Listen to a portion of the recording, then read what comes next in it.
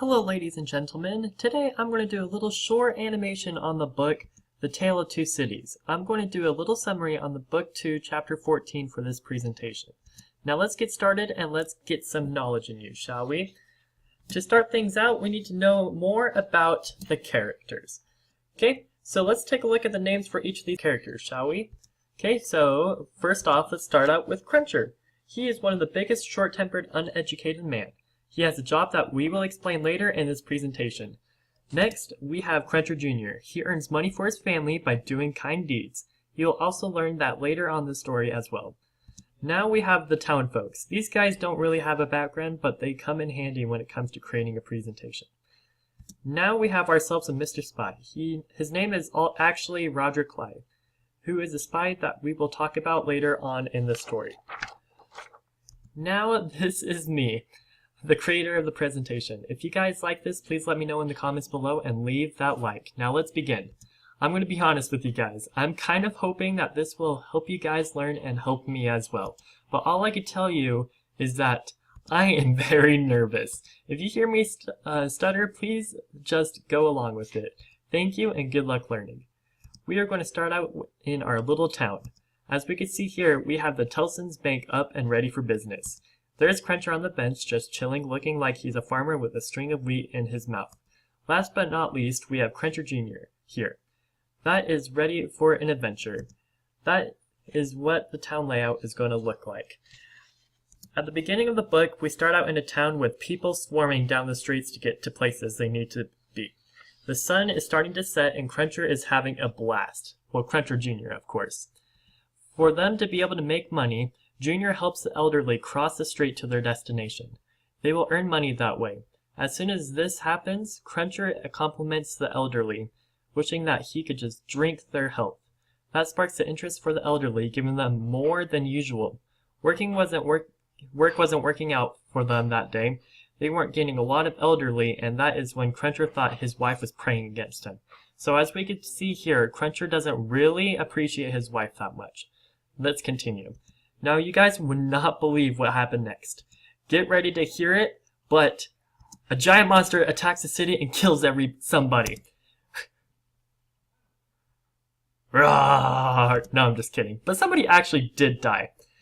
In this story, Roger Clyde, also known as Mr. Spy, actually died. Okay, maybe it was the monster, but who knows? But all I can tell you is that I feel bad for Mr. Clyde. Oh man, just gotta be a man. Now let's continue back to the story. After the passing of Roger Clyde, we have a funeral coming down the road. Junior decided to yell out in joy, "It's a funeral! Hooray!" There were so many people gave them looks that they felt very uncomfortable. If we go further, the reaction of the people there were very insulting towards Roger Clyde. They'll yell, "He's a spy! No, he's a spy! Everybody's a spy!" I'd say these people were crazy. Okay, but hey, that's just me.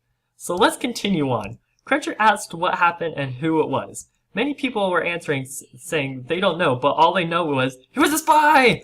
But one person finally said it was Roger Clyde and that he was dead. After the mob buried him, they wanted some more entertainment. They went around and started insulting people that they passed by in town. Basically saying, "Oh, you're a spy, and this tree is a spy!" It got so out of hand that the police came by and had to break up the mob. Meanwhile, Cruncher was feeling sick to himself and stopped by his doctor, who was a surgeon, and his friend. Junior decided to continue helping and working for their family. That is when they met each other at their house. And this is when Junior told Cruncher that there wasn't anybody to help and it was dead all day. Now, Cruncher was very angry, and he decided to march right over to his wife's room inside their house. And as we can see here, Cruncher is very upset. Okay? He barged in and he was like, "If you don't stop praying against me, I would actually send a giant monster towards you." No, I'm just kidding, but he will actually punish her.